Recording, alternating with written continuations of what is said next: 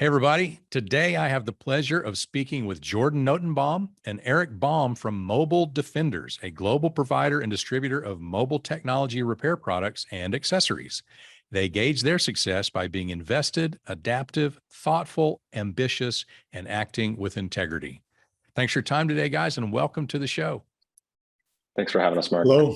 Yeah, it's great to meet both of you and appreciate you taking a little time out of your day to spend to share some of your learnings along your rocket fuel journey, if you will. And to get started, Jordan, I'm curious, kind of take us back to the beginning of Mobile Defenders and kind of how did this business get started?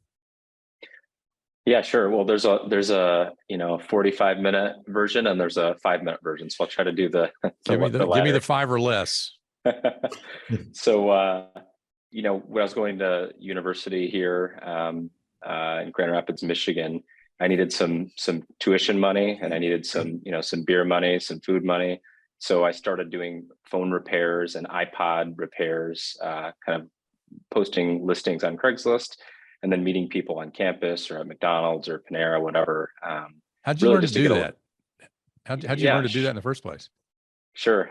Well, back then, YouTube existed, but there was no YouTube channel for how to do a iPod repair. So really, I taught myself, and it was through a lot of error, a little bit of trial, and a lot of error. So you learn to get really good at repairing technology when you rip somebody's phone apart in front of their face. Oh, man. So I started with a putty knife, like a spackle knife.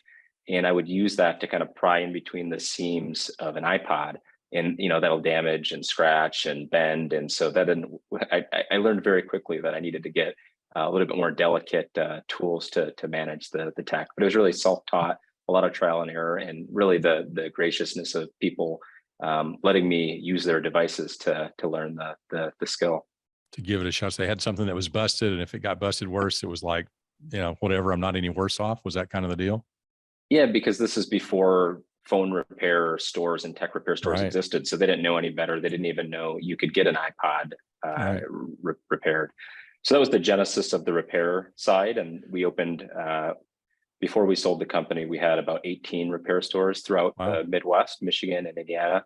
And then a few years after starting that repair chain, we spun off a phone parts distribution company called Mobile Defenders. And that's where Erich and I are now. Okay, so what year was that? We started this company in 2013. Okay. And so out of the gate, how big was the company when you started it? How many folks did you have? Yeah, we started from zero. So I was the first employee. My partners on the phone repair business, they started with me in the beginning, and then I kind of took things over for a number of years. We grew from nothing to within the first 4 or 5 years, we were doing around 10, 15 million in revenue. And then, in 2016, we sold part of that company to a family office, and that immediately doubled our revenue. We went from about 16 to 35 million overnight, and we've grown ever since. Wow. Very interesting. So Erich, when did you kind of come into the fold here? I came in about 4 years ago.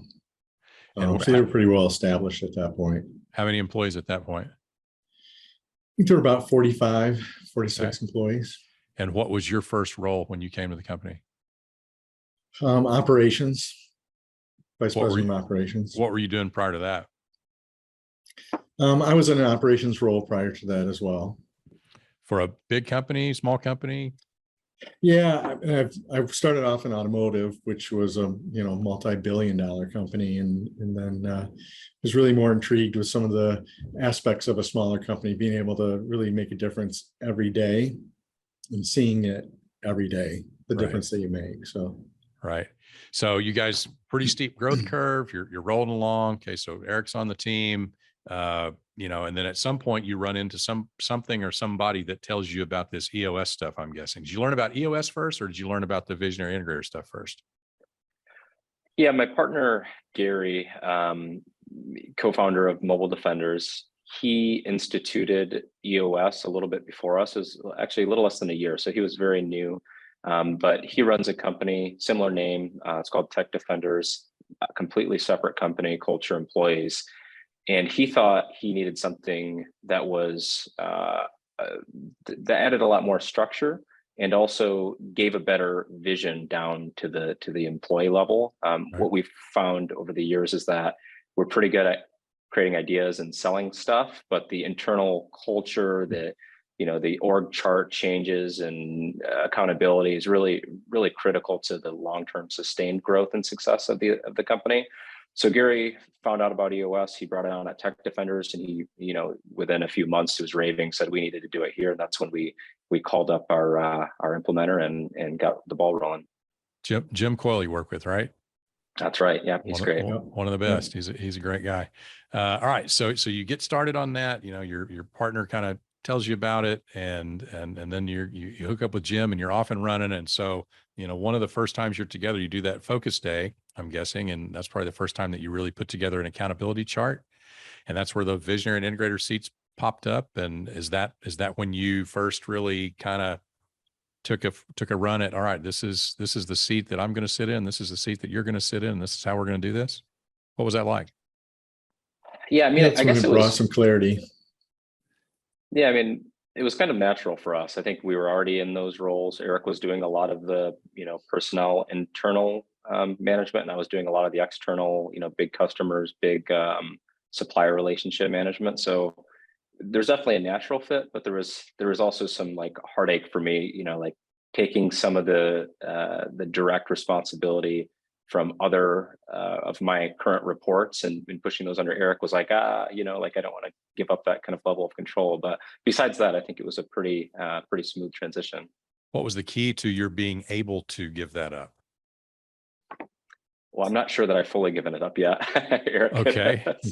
speak to that, but I'm trying. So, just I think the visibility of the AC chart, walking through that process with the team and explaining to them, this is who to go to for this, and that, even though of course I still, speak with a lot of the leadership team regularly, because we clearly defined who the person is that's accountable above them on the AC chart. They know to go to Erich first, unless it's a big issue or he's not available. So I think just seeing it physically, walking through the process, during our leadership team build out has been the key. Good. Erich, for you, what was kind of the biggest difference before that day and after that day of kind of really making it visible on an accountability chart? I think that it was the speed at which we could operate. That's what I felt personally. I was always like, how do we go faster? How do we get things to stick rather than, fix it once rather than fix it forever? And to me, it felt like a switch kind of flipped when we were to be able to find those roles and who was going after what. So it sounds like you probably had some growing pains in the process too, though. So Jordan's kind of trying to maybe hang on to some stuff just because that's the way it's always been, I'm guessing. Did you have some people that were resistant too? All right, where they're kind of like, well, hang on, I've always reported to Jordan. Why am I going to report to you now? I don't think there was anybody that was really truly resistant. I think where we ran into some problems where we were filling multiple seats. The two of you were. Yeah. So then you start having some others involved too, that it's like, yeah, I work for Jordan, but I also, who's filling that seat, but then, here's how it fits within the AC chart that, there's some challenges even, to this day about, who's doing what. But I think bringing the clarity helps to, drive that conversation. It just makes an easier conversation from the team as well. So they can say, hey, I'm not sure how this should work, so I'm starting with you. Gotcha. So you got some of the, wearing multiple hats and trying to keep the hat straight and all that stuff, right? How many seats do you sit in today, Erich? 2. Jordan? 2. What's your other one, Jordan? Finance. Erich, what's your other one? Operations. Ops. Okay. Yeah. Okay. So we've got somebody else at least running sales. How many direct reports do you have to the integrator? 6. Wow. Okay. So that's quite a few. But one of those is the seats that Jordan's sitting in, right? Is the finance. Right. And one's you, right? Where you report to yourself, that, right? Yes. Right. That's really tough. It is. Sometimes that's the most difficult, right? And like you said, it's, at least it opens up the communication. If there's not quite clarity there yet, or we haven't kind of built the, the muscle memory of who to go to for what, at least are going, hey, I'm not sure if this is right, but I'm going to start here. And then you can kind of talk it out and communicate around it. How's Jordan about resisting the urge to kind of go around you and go down into the organization? And, I call it tampering, but, kind of do that thing Visionary sometimes yeah. too. Jordan would never do that. Tampering is a good word. He does, I mean, just being, completely honest and transparent. He actually does pretty good with that. It can be a little frustrating because he's pretty self-aware. So there's times when he's gone and he's done something and I've said, hey, you can't do this. And he said, oh yeah, I screwed up. All right, sorry. And it's like, no, I want to kind of fight about it a little bit, but he will say, he's pretty quick to kind of acknowledge that and move on. So talk to me about how you guys go about staying on the same page. So, what do you do in terms of like a same page meeting discipline? How often, where do you do it? How has that changed over, over the year or so that you've been doing this? We meet every week. So, Okay. Same time. For the most part, we just close the door, shut ourselves in, and get rid of the distractions that way. I would say, excuse me, since we started EOS and, on the rocket fuel model, it's been more consistent. Prior to that, it might be where we'd miss a week, maybe even 2 weeks, start feeling it. And so we've been a lot more consistent with that. But I think with just our industry and how quickly things are moving, and we talked about having it be at a little bit different cadence, but weekly is, I mean, for me personally, I feel like that's worked. And how long are they? Moving. Half an hour typically. We bring the issues and we go through them. Who keeps the issues list? I do. Jordan, you ever add to it? Yeah, occasionally. I mean, usually Eric knows the issues, and we also meet, ad hoc in the middle of the week outside of the same page meetings too, to go over big urgent issues. But yeah, I let Eric kind of list out the items that are most important to him. Usually those are also most important to the business. So. Very good. And so, what's been kind of since you kind of got into this model and into this relationship, what's been something that's been kind of unexpected discovery that you've made, something that's really maybe you didn't see coming, that you're kind of like, okay, this is different. This and it could be a good way, could be a frustrating way, whatever you think. What's something that was a surprise for you? For me, I think it's just giving up the roles and responsibility of, even though I think, as an example, like procurement is the most important, or one of the most important pieces of the business. You may say they're all the most important, but if products don't come in properly, they don't go out properly. And if they don't go out properly, then you lose all service level and, your goodwill. So when I gave up procurement, and then when Eric, as the integrator now, is in charge of procurement, that really gave me heartburn, making that move. And what I found is I can actually work on the actual high level structural strategic issues in procurement as the visionary. And I don't need to spend time on the day-to-day, small issues and problems that come up. And that was really a surprise to me that, 6 months in, I'm like, oh, I actually feel like I'm still making good progress in procurement, even though I'm not working directly with the procurement head in making the day-to-day decisions anymore. Great. I love that. Eric, what about for you? What was a surprise? It's funny, right away before Jordan started talking, my mind went to the opposite side of things, where I was surprised how quickly the team picked up the responsibilities, where it felt like prior to that there was a lot of churning, if that makes sense, that word, where it was like we're kind of stuck on some of the same things. And so I was surprised by how quickly the entire downstream team just picked up the ball and really started taking some responsibility and ownership for some things that they really didn't want to. They wanted to, pass their problems to myself or to Jordan, and I mean they stepped up and flourished, and so that's been really fun to see too. And didn't really realize, and so the reason I was surprised, didn't realize that wasn't happening until it started happening. Yeah. And you could see people really start to get excited about what they were doing too. Yeah, that's great. You make it visible, people have clear accountabilities and they engage like that. That's what you want. So what from the integrator seat, what's been tough? What's been maybe a bigger challenge than you anticipated Um, or less I fun? think just that's a great question. I think just things not moving as quickly as I'd like, or I mean, a challenge for me too is that my background is in engineering, so I can tend to be a bit of a perfectionist with some things. So it's giving up some of that, letting go of the vine, giving some of that up, and then it being like, that's not the way that I would have done it, but I think this is going to work. Um, so it's kind of the counter to, other things are happening and it's good. And, in many cases, probably more cases than not, it actually ended up being better than what I would have come up with, because they made something that will work within what they're doing. Like that. Like that. So Jordan, one of the things that, I see with visionaries is as they start to, have time to spend, you kind of talked about in procurement on kind of the more higher level things, right? You start to kind of be able to spend more time and energy in that visionary seat, that visionary place. It feels less like work. And some visionaries struggle with that. It's kind of, they feel put out to pasture. They don't feel like they're doing as much because it's not as hard for them. It doesn't feel like quote unquote work.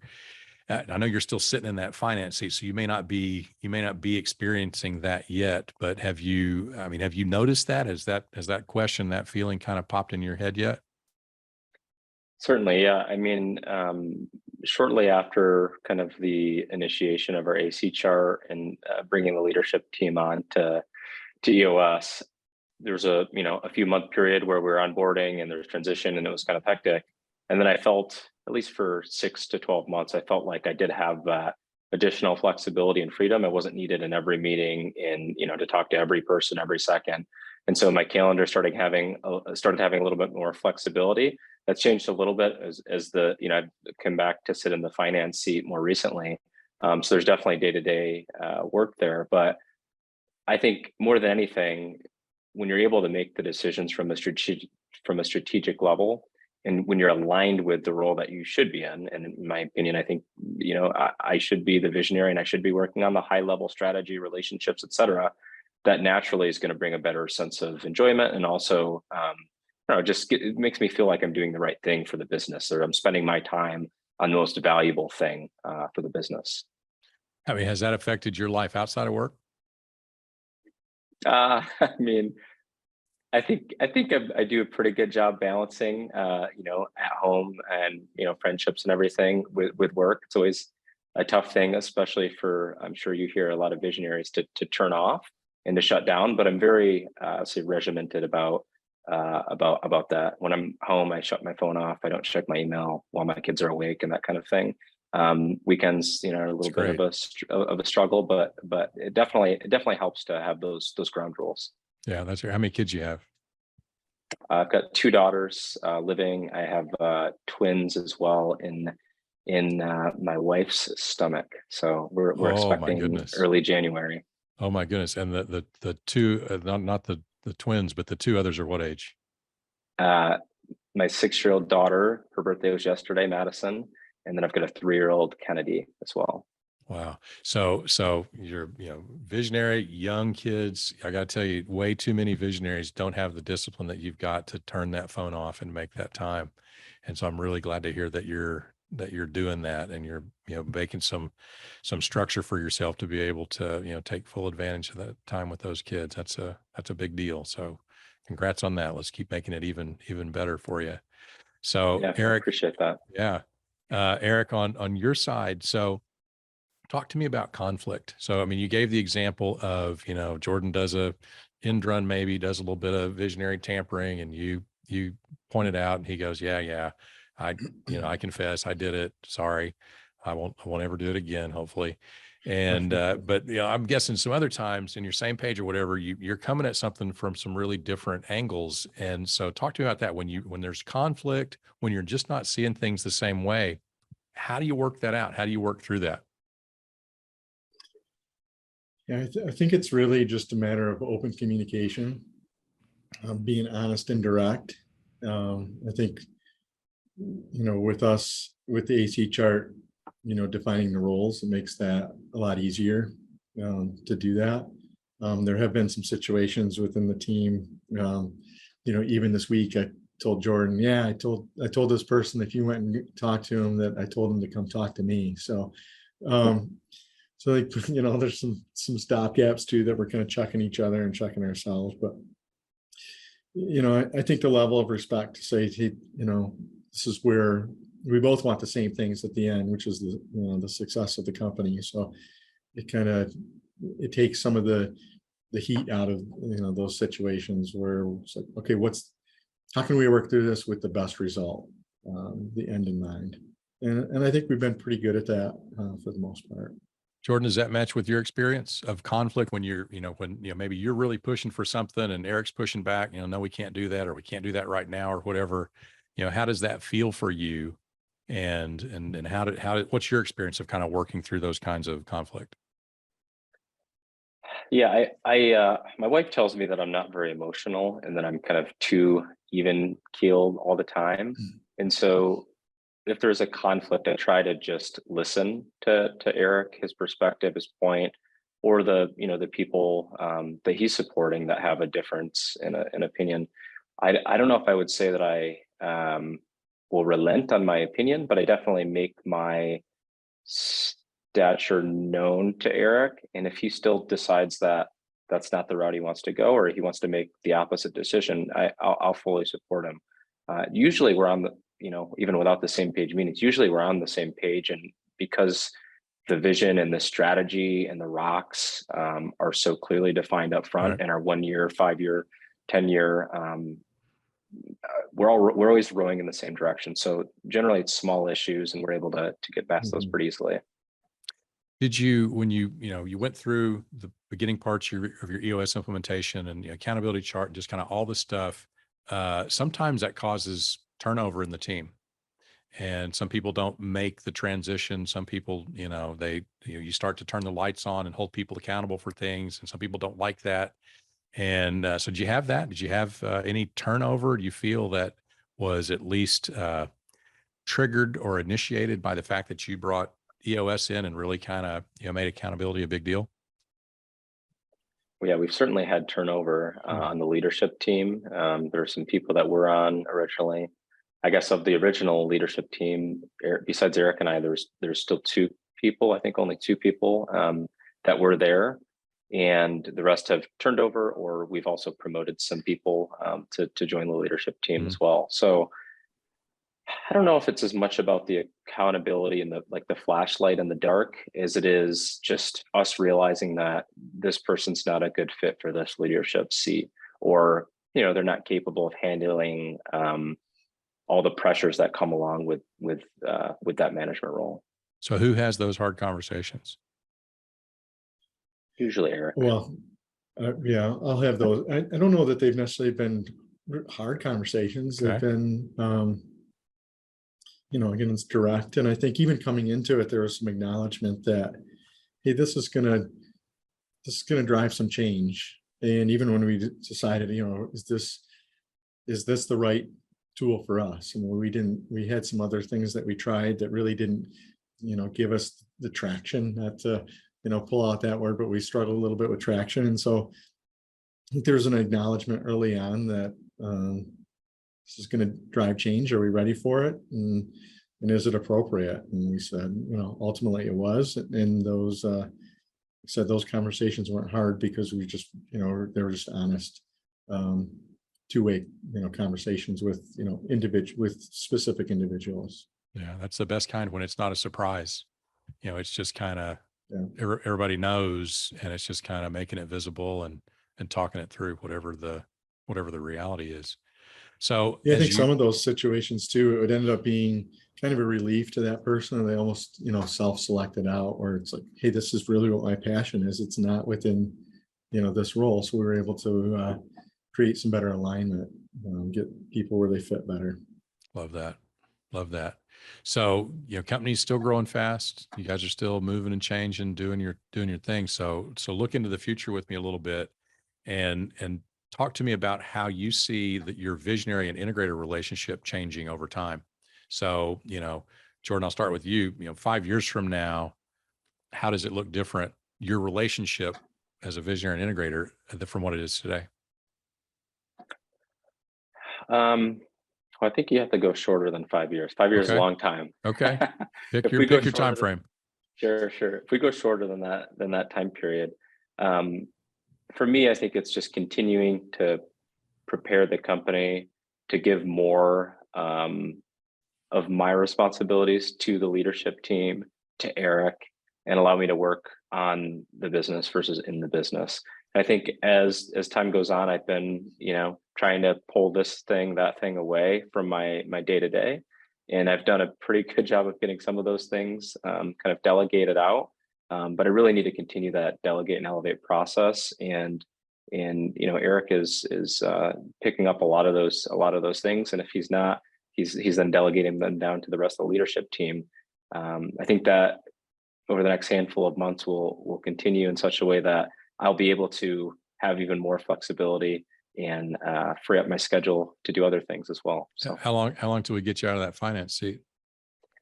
wow, that's a recent change. So we have I'm looking at probably outsourcing the controller finance seat right now. We've got a third party in here. So if they can do it, hopefully 3 to 6 months, I can transition back out of there. Okay. So it's not that you're grabbing onto it because you want to, it's just necessity and then the transition. And so you're focused on that, sounds like. Yeah, exactly. That's good. Okay, Eric, same question to you. So, pick your time horizon in the future.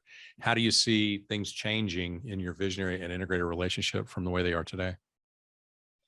I mean, really, my mind automatically goes to the team and the development of the team. And I think this is something that this isn't stagnant. It doesn't, it's not like you arrived and it's like, hey, we're there and let's just kind of ride this out. So I think when you start doing that, that's when problems creep in. So I think just the development of Jordan and my relationship in terms of how we best move the organization forward.